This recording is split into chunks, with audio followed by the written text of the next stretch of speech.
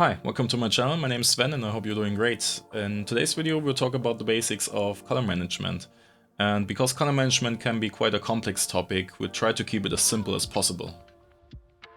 So what is color management? In short, it is a system to manage the colors of different inputs and outputs, and it's made to simplify the grading process. With color management you essentially move all the complexity of color matching from the grading stage to the stage of setting up the project in order to make later life easier. Especially when you work with a number of different cameras, you need some sort of system to balance them. So it's definitely worth spending the time beforehand to learn about color management.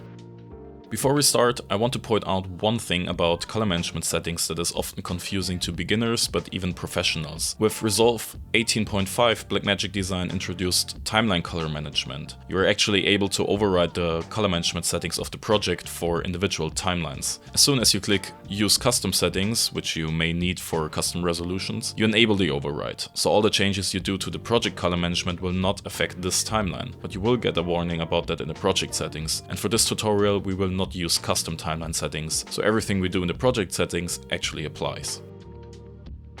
Why not just grade the footage until it looks good?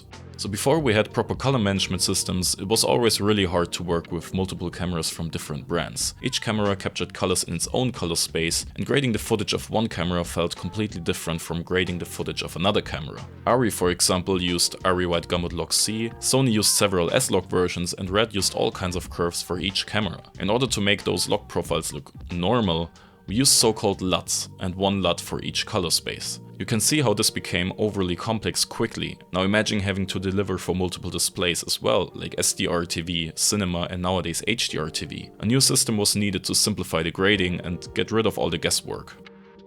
So how does it work? The basic idea of color management is to convert all the input color spaces to one common timeline color space in which all the grading happens. At the end, this graded timeline color space gets converted to all the necessary output color spaces. That way we not only make sure that the color grading feels the same for all of our cameras, but also that the film looks the same on different displays. All of those conversions are standardized and provided by the camera manufacturers and the SMPTE. By the way, sometimes those input color spaces are called input device transforms or IDTs. The timeline color spaces are also called working color spaces, and the output color spaces are also called output device transforms or ODTs.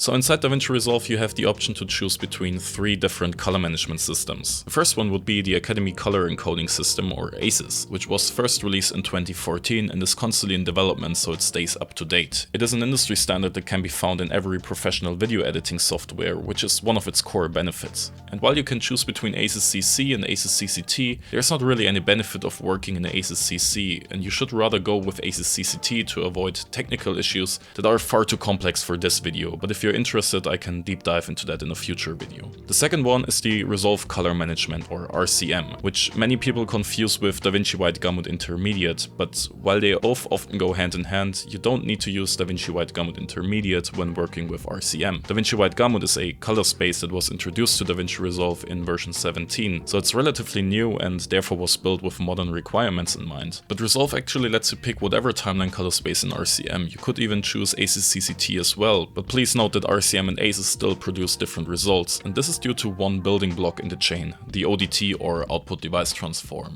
It is responsible for mapping the so-called scene data from the timeline color space to the usually smaller display color space. RCM and ACES have their individual tone mapping methods in the ODT, which is why they produce different results, but up until this point both systems are actually nearly identical. In RCM you could also select, for example, ARRI White Gamut Log C as your timeline color space, and this would be a good idea when you're already used to ARRI's color space, so you don't have to change too much of your existing workflow. But again, please note that the ODT of RCM looks a bit different from the official ARRI LUTs that you might be familiar with. So no matter whether you use RCM or ACES as a project-wide color management, the way you set it up is roughly the same in both instances. You select the desired project settings, and for each clip you select the correct input color space or IDT by right-clicking on the clip in the media pool or on the clip thumbnail in the color page. And that leads us to the third color management system, working node-based with whatever tool you have at your disposal. Some colorists prefer to use the color space transform OFX in a node-based workflow, while others work with LUTs. And both options are perfectly valuable, but please note that I'm talking about technical LUTs that are only designed for color space conversions and not for creative color manipulation. Technically, each camera manufacturer has their own color management system, because they all provide some LUTs to convert from their own color space to common display color spaces. For example, the relatively new ARRI Reveal Color Science that was introduced with the Alexa 35 so far only exists as a LUT-based workflow. So each of those systems comes with its own benefits and disadvantages, and if you are interested, we can compare them in an upcoming video.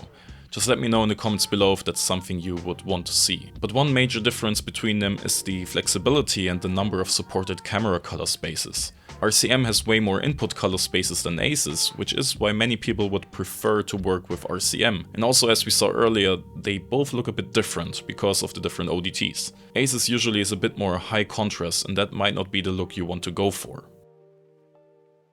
As we saw in the beginning, the main reason why we use color management systems is to handle a broad variety of input and output color spaces. For that, we set up our IDTs as the very first thing and the ODTs as the very last thing. Especially for the ODTs, the placement is important because, first of all, you want to be flexible to easily change the output color space if you have to grade for a different display. And also, color space conversions with either an ODT or a LUT are destructive operations, so doing those as the very final step allows you to work with the best image quality up until this point.